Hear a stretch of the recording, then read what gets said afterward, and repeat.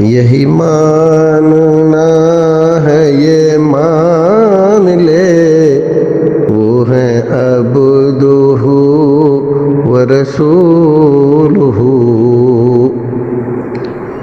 وہ خدا نہیں ہے یہ جان لے وہ ہیں عبدہ و رسولہ۔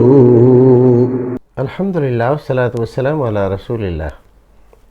ناظرین، خیر مقدم ہے آپ کا کریم ٹی وی اردو میں۔ محمد توصیف جمال پور سے سوال کرتے ہیں، نکاح کے بعد چھوارے بانٹنا کیا ضروری ہے؟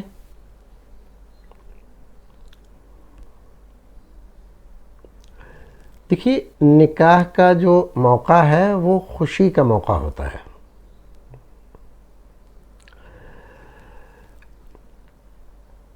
ہمارے یہاں بہت زمانے سے یہ رسم چلی آ رہی ہے، رسم ہی ہے، کوئی شریعت کا مسئلہ نہیں ہے کہ نکاح ہو جانے کے بعد چھوارے بانٹتے ہیں۔ اب چھواروں کے ساتھ اور چیزیں بھی بانٹی جانے لگی ہیں۔ کچھ لوگ بادام، کچھ لوگ کشمش، کچھ لوگ گری، ناریل، اور کچھ لوگ اس کے علاوہ ٹافیاں وافیاں سب بانٹنے لگے ہیں۔ تو دیکھیے، اس کی شروعات اصل میں اس طرح سے ہوئی کہ ہمارے یہاں جیسا کہ ہوتا ہے اکثر، غیر عالم لوگ کسی چیز کو بڑھاوا دیتے ہیں، لوگوں کو اس میں کچھ فائدہ نظر آتا ہے، تو رفتہ رفتہ وہ چیز پورے سماج پر حاوی ہو جاتی ہے۔ اس سلسلے میں بعض لوگ ایک حدیث بھی ذکر کرتے ہیں کہ رسول اکرم صلی اللہ علیہ وسلم نے فلاں کا نکاح ہوا تو چھوارے لٹائے تھے، تو لٹانے کا ذکر تو ہم نے اپنے بچپن میں دیکھا کہ نکاح کی مجلس میں چھوارے لٹائے جاتے تھے، اور پھر جو اس میں بھگدڑ پڑتی تھی، ایک دوسرے پر لوگ گرتے تھے لوٹنے کے لیے،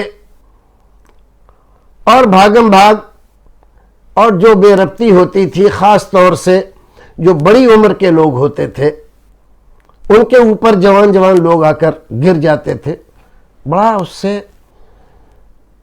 بے ربطی، بے ضابطگی کے ساتھ ساتھ نقصان بھی ہو جاتا تھا۔ علماء کرام نے اس پر توجہ کی، تو اب وہ چیز رفتہ رفتہ کم ہو گئی ہے۔ اگرچہ دیہات میں اب بھی وہی تصور ہے لٹانے کا، چھوارے لٹانا، تو جان لیجئے کہ حدیث میں کہیں لٹانے وغیرہ کا صحیح حدیث میں ذکر نہیں ہے، اور جو حدیث اس سلسلے میں ذکر کی جاتی ہے وہ صحیح نہیں ہے۔ اب رہا مسئلہ، کیا اس موقع پر چھوارے وغیرہ تقسیم کیے جا سکتے ہیں؟ تو خوشی کا موقع ہے، اگر لڑکے والا کچھ وہاں لوگوں کا منہ میٹھا کرانا چاہتا ہے تو کرا سکتا ہے، بغیر اس بات کا تصور پیدا کیے ہوئے کہ یہ لازم ہے، ضروری ہے، واجب ہے، سنت ہے۔ تو نہ یہ واجب ہے، نہ سنت ہے، نہ لازم ہے، نہ ضروری ہے، خوشی کا موقع ہے، اور وہ اپنی خوشی کے لیے لوگوں کا منہ میٹھا کرا رہا ہے۔ تو صرف اتنی سی بات اگر ہے تو کرا سکتا ہے، لازم ضروری سنت بتا کر اس کو کر رہا ہے تو یہ غلط ہے، کیونکہ دین میں اس کا ثبوت اس انداز سے نہیں ہے کہ وہ واجب، لازم، سنت ہے۔ دین میں اضافہ کرنا، اس کی کسی چیز کو گھٹا دینا، یہ دونوں چیزیں سخت منع ہیں۔ اسی کا نام بدعت ہوتا ہے۔ تو بدعت سے آپ بچیں۔